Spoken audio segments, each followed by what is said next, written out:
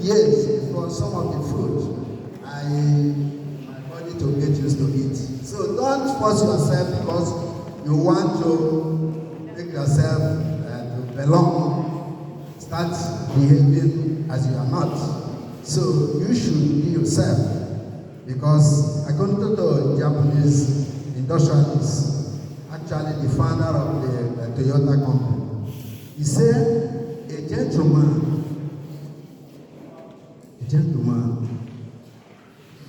harmonizes, but he doesn't betray his principle to conform.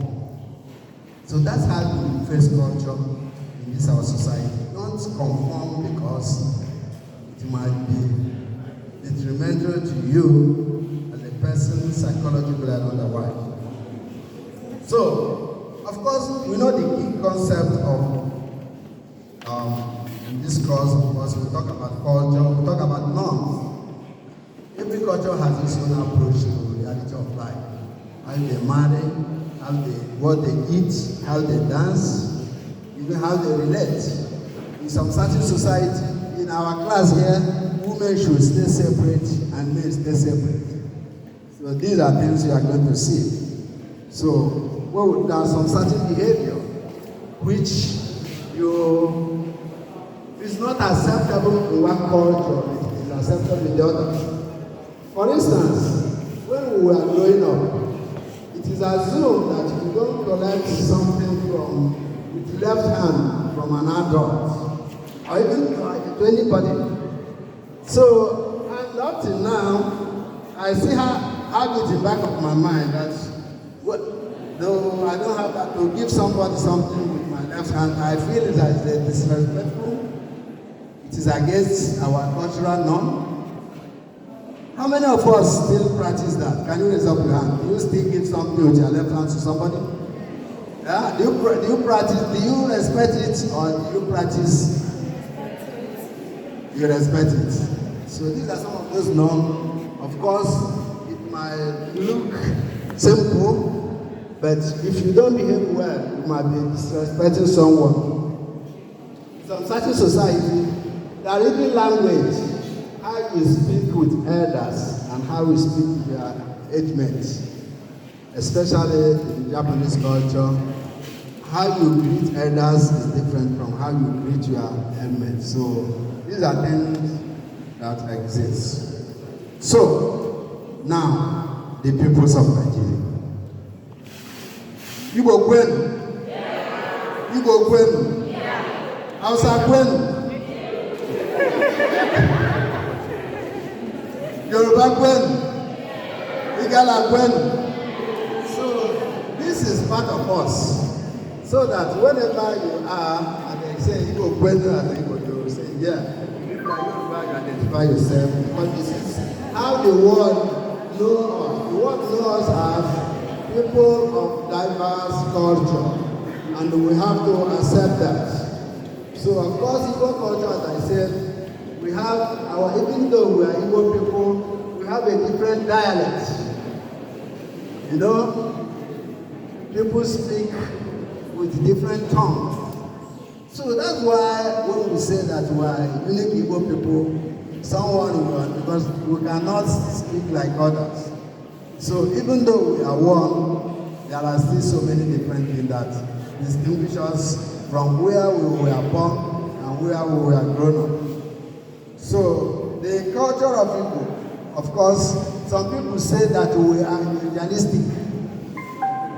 Individualistic means that we like to do things alone, and it's real, especially when it comes to the business world.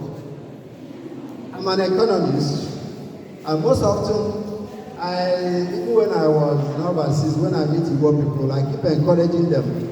Can you try to do partnership with your brother? Because that will help you to succeed faster. That will help you because to do business requires a lot of capital. And sometimes one person cannot afford that capital required for investment. So, but if you are in partnership, someone is coming with financial capital, the other person will come in with skills, and also this when we talk of moral capital, that is character. It is a capital. That's I always give this as a part of my structure because we only concentrate in the financial capital and other. But morality, which is the character of individuals, has a part to play in the success of any venture. So, individualism, it is a part of you because everybody wants to be Igwe, the king, I am the only one. But sometimes it has its own advantage. And we have been identified as a culture where people are so individualistic. Then in the Yoruba they say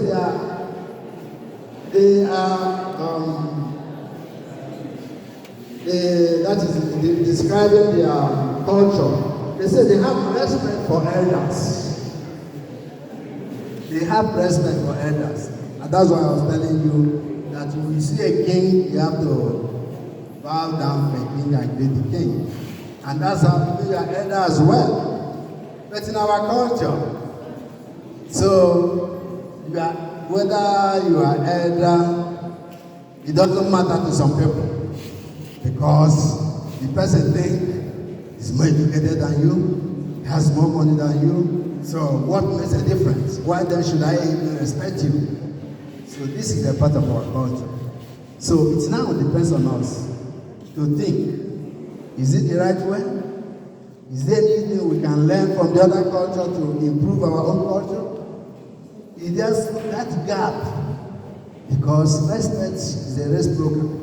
And in every society that doesn't respect elders, that doesn't respect people's experience, because if we only respect money in our society, I'm very concerned where that is going to lead us to.